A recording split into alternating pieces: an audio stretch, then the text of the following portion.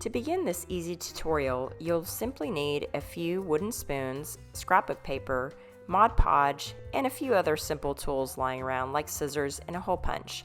You'll begin by tracing the handle of your wooden spoon onto the back of your scrapbook paper. Trim it as necessary to make sure that it fits really nicely with the wooden handle. Make sure you punch a hole to match the wooden spoon. You may need to adjust the hole a little bit later. Don't be shy about trimming up your scrapbook paper if it isn't fitting just right. You want to make sure that the sides are flush with the sides of the wooden spoon.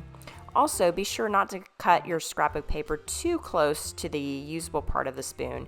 You want to leave some space if you're planning on using these for cooking. Make sure the hole is big enough by using a pencil or a dowel to adjust the size.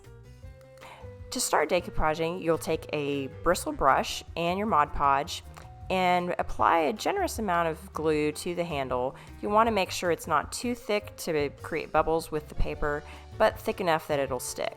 So go over it a few times before applying your scrapbook paper to the handle.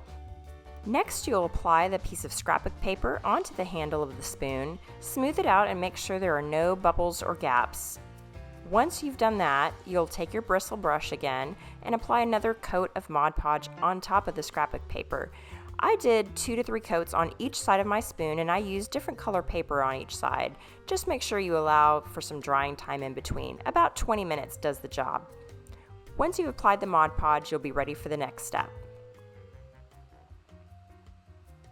I then took the spoons outside, covered the ends in foil, and applied an acrylic sealer. I'd put 3 coats on each side just to make sure that the paper lasted and would be protected.